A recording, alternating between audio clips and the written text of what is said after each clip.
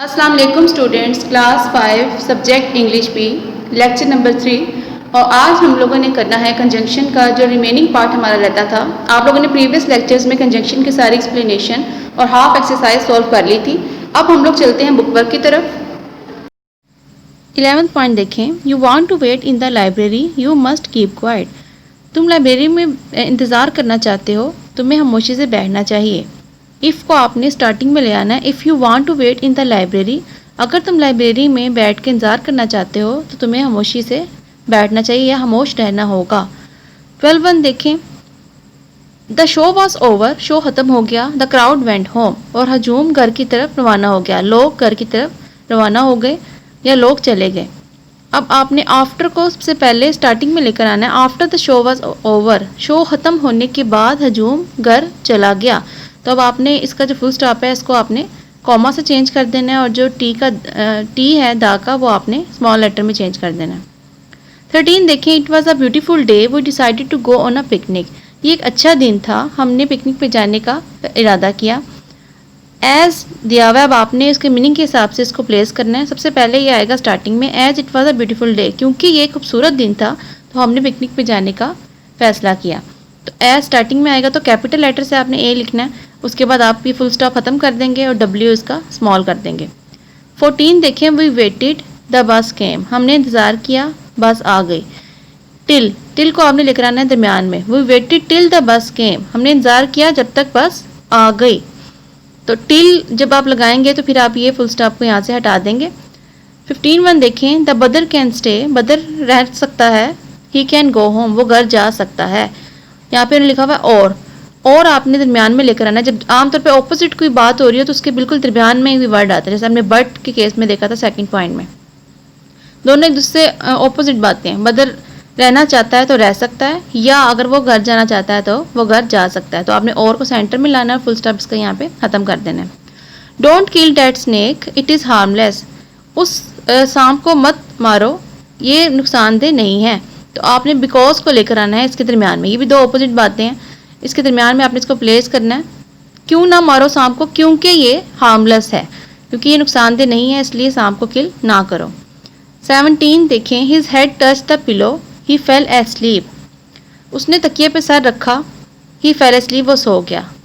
अब आपने इन वर्ड्स में से यहाँ प्लेस करना है। सबसे पहले आप लिखेंगे hardly had his head touch the pillow. Hardly had को आप स्टार्टिंग में लेकर आएंगे कि अभी उसने तकिए पे सर रखा ही था कि उसको नींद आ गई। तो जुमला आपने इस तरह से बोलना होता है। इस तरह आपने तोड़ तोड़ के नहीं बोलना होता इंग्लिश लैंग्वेज में कि आप उस तकिए पे सर रखा, वो सो गया, फिर उसने ये किया। इस तरह नहीं होता। पूरा सेंटेंस जो है वो कंप्लीट लिखते हैं कंजंक्शन के साथ। अभी उसने तकिए पे सर रखा ही था कि उसे नींद आ गई। 18 देखें, द जंगल इज़ डेंस, जंगल बहुत घना है। It is full of wild animals, ये जंगली जानवरों से भरा हुआ है। अब आपने इसमें टू कंजंक्शंस इसमें प्लेस करने हैं। The jungle is not only, इसके बाद आप लिखेंगे नॉट ओनली, जंगल ना सिर्फ घना है। It is also but also, it is को काट के आपने लिखना है, but also full of wild animals, बल्कि जंगली जानवरों से भी भरा हुआ है।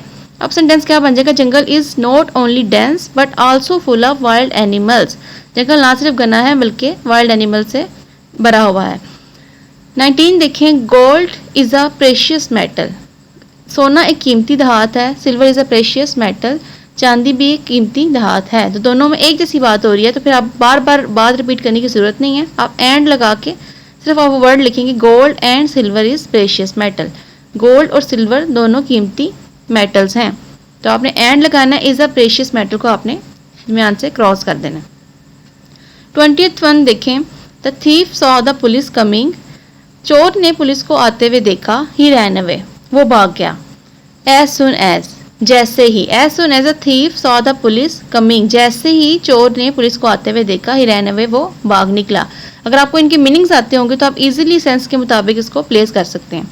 Kinza reach the station, Kinza station पहुंची। द ट्रेन स्टार्टेड, ट्रेन चलना शुरू हो गई।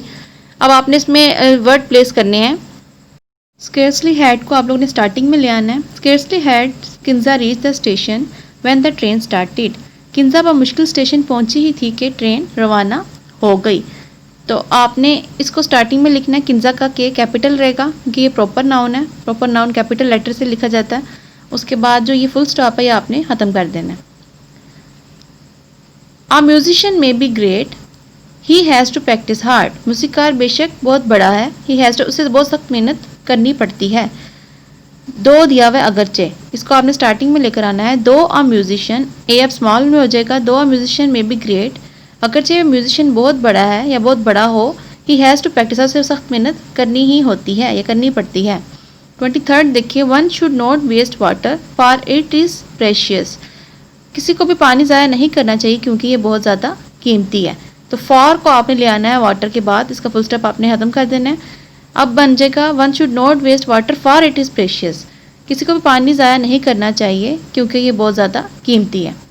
24 देखें, Reema sat down to have her dinner, Reema dinner करने के लिए बैठी। द बेल रैंग अगेन, और बेल दोबारा से होना शुरू हो गई।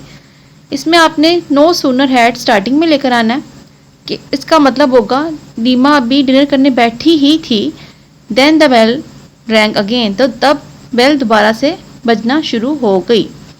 रीमा का आर भी कैपिटल रहेगा और यहाँ पे फुल स्टॉप खत्म हो जाएगा।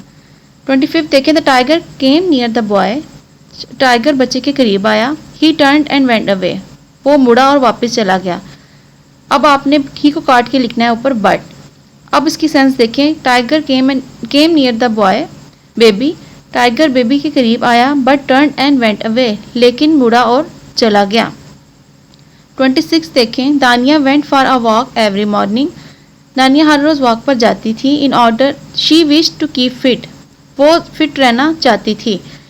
अब आपने इसमें कंजंक्शन लगाना है और उसका मीनिंग, उसकी जो सेंस है वो थोड़ी सी चेंज होगी। इन ऑर्डर आपने यहाँ पे लगाना है मॉर्निंग के बाद। अब क्या बन जाएगा, Dania went for a walk every morning in order to keep fit, she wished को आपने काट देना है। दानिया हर रोज़ मॉर्निंग वॉक करने जाती थी क्योंकि अपने आप को वो फिट रखना चाहती थी, अपने आप को फिट रखने के लिए वो रोज़ाना वॉक करने जाती थी। 27 देखिए, all the members are present, सब मेंबर्स मौजूद हैं। We can start the meeting, हम मीटिंग स्टार्ट कर सकते हैं। सिंस आप लगाएंगे स्टार्टिंग में, बिल्कुल since all the members are present, क्योंकि सारे मेंबर्स मौजूद हैं तो हम अपनी मीटिंग स्टार्ट कर सकते हैं। तो प्रेजेंट के बाद जो फुल स्टॉप है वो आपने उसे कॉमा में चेंज कर देना और वी का जो डब्ल्यू है वो स्मॉल लेटर में आ जाएगा।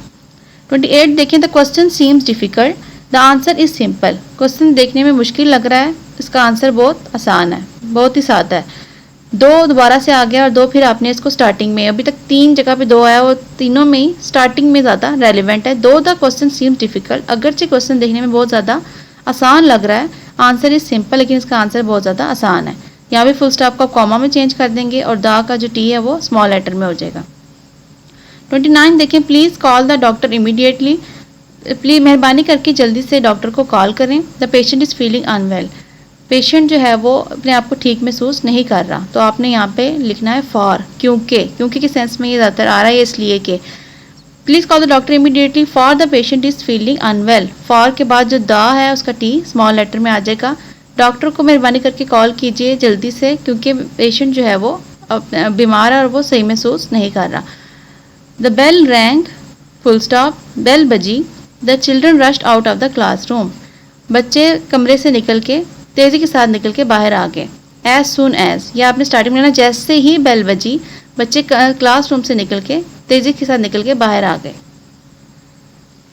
अब देखिए, जब दो जुमले इस तरह से इस्तेमाल हो रहे हैं कि इनका आपस में लिंक बन रहा है तो हमने इसको हमेशा कंजंक्शन के साथ जोड़ के लिखना है, आपने तोड़ के नहीं लिखना कि बेल बजी बच्चे क्लासरूम से निकल के बाहर चले गए, या जैसे ही बेल बजी बच्चे क्लासरूम से निकल के बाहर आ गए, तो आपने इसको ज्वाइन करना है कंजंक्शन के साथ।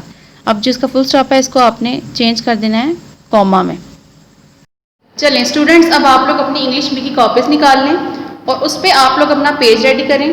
मार्कर से आप लोग डे और डेट लिखें, उसके बाद आप लोग हेडिंग दें application for 1 day leave on account of urgent piece of work at home. एक दिन की छुट्टी लेनी है आपने ज़रूरी काम के लिए, उसके लिए आपने दरख्वास्त लिखनी है। आप लोग ये मार्कर से लिखेंगे डे और डेट, इसके अलावा आपने जो हेडिंग है ये भी मार्कर से देनी है। उसके बाद आपने सारा पेन से लिखना है और आपको जो पैटर्न सामने दिखाया जा रहा है आपने उसको फॉलो करना है। पंक्चुएशंस का आपने खास ख्याल रखना है। चलिए अब हम स्टार्ट करते हैं। अब आप लोग सारा पेन से लिखेंगे द प्रिंसिपल, द का टी कैपिटल, प्रिंसिपल का पी कैपिटल और कॉमा आपका लाइन के ऊपर आना चाहिए। उसके बाद आपने वेरी नेक्स्ट लाइन पे आना है उसी के साथ आपने नहीं लिखना, उससे नेक्स्ट लाइन में आपने लिखना है कैंट पब्लिक हाई स्कूल, और स्कूल के नेम का फर्स्ट लेटर जो है वो कैपिटल जाएगा। उससे वेरी नेक्स्ट लाइन में आप लिखेंगे लाहौर कैंट, और आगे आपने फुल स्टॉप लगा देना है, वो भी आपने ध्यान रखना है कि लाइन के ऊपर आए। नेक्स्ट लाइन में आपने लिखना है मैडम। उसके बाद आप लोगों ने इतनी स्पेस जो उससे नेक्स्ट लाइन होगी, मैंने यहाँ पे ये रेज किया है इसीलिए आपको दिखाने के लिए कि आपने जो मैडम के बाद नेक्स्ट लाइन होगी उसका इतना सा पार्ट आपने छोड़ देना है, या आप 2 to 3 फिंगर्स तक का गैप छोड़ें। उसके बाद आप लिखेंगे, ये सारा आपने पेन से करना है, द प्रिंसिपल से लेके एंड तक। With due respect, it is stated that I have an urgent piece of work at home. मोहतबाना गुजारिश है, मुझे घर पे एक ज़रूरी काम है। Therefore, I cannot attend school today, इसलिए मैं आज स्कूल हाजिर नहीं हो सकती। Kindly grant me leave for 1 day, मेहरबानी फरमाकर मुझे एक दिन की छुट्टी अनायत फरमाई जाए। उसके बाद आप लोगों ने जो उससे वेरी नेक्स्ट लाइन है जिसमें आपने लिखना है आई शैल बी ग्रेटफुल, उसमें भी आपने थोड़ी सी स्पेस छोड़नी है, 2 फिंगर्स तक की आप स्पेस छोड़ के फिर लिखेंगे I shall be grateful to you for this favor, मैं आपका बहुत ज़्यादा शुक्रगुजार होऊंगा या होंगी। उसके बाद आपने नेक्स्ट लाइन में उसी पैटर्न में जहाँ पे आपने द प्रिंसिपल लिखा था पेज की उसी साइड पे आपने नीचे लिखना है योर्स ओबीडियंटली, और आगे आपने कॉमा लगाना है, कॉमा आपने लाइन के ऊपर लगाना है। उससे नेक्स्ट लाइन में आप लोग अपना नेम नहीं लिखते, आप जस्ट लिखेंगे एक्स वाई और जी, कैपिटल लेटर से तीनों आपने लिखने हैं, और आपका जो ये पंक्चुएशन मार्क्स हैं ये आपके लाइन के ऊपर आने चाहिए। उसके बाद अपना क्लास और उसके साथ आपने अपना सेक्शन मेंशन करना है।